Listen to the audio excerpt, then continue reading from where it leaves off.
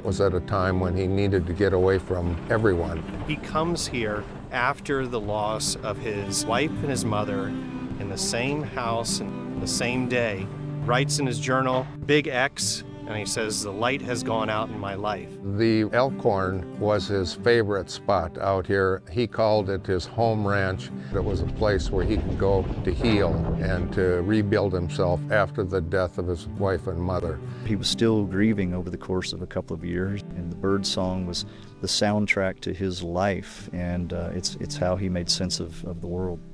There are few sounds to break the stillness. From the upper branches of the cottonwood trees overhead, whose shimmering, tremulous leaves are hardly ever quiet, but if the wind stirs at all, rustle and quiver and sigh all day long, comes every now and then the soft, melancholy cooing of the mourning dove, whose voice always seems far away and expresses more than any other sound in nature the sadness of gentle, hopeless, never-ending grief.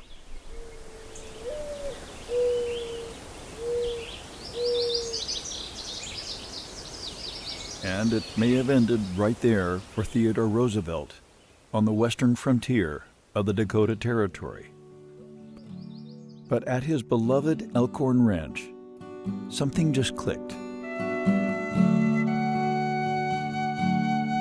And that's maybe the best thing about it. You get the feeling when you're there that it's very remote, very isolated place. So in the Badlands, among the cottonwood trees and with the backdrop of the Little Missouri River, he found the solace he was looking for. You can really feel Roosevelt's spirit there along the river.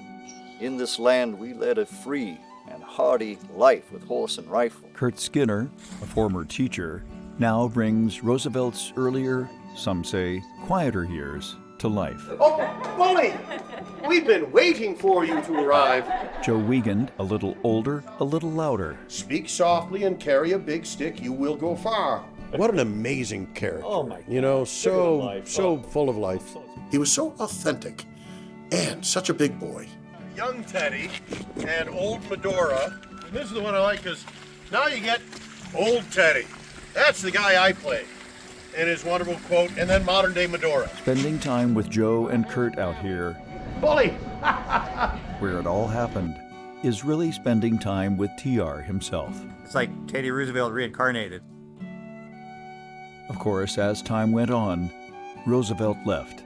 The winter of '86-'87 decimated the herds. Thousands frozen where they stood. The town declined. The buffalo died off. And like the ghost towns sprinkled all over the West, it was destined to just rot away.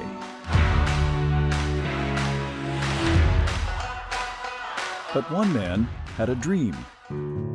Harold Schaefer was a self-made millionaire who devoured the stories of a young TR in the Badlands. Every evening from July through early September, the Burning Hill Singers of Medora recreate some of the life stories of Teddy Roosevelt. He made it his mission to save the town. The national park was formed to save the land. And then came the outrageous challenge to build a whole presidential library here in Medora, North Dakota.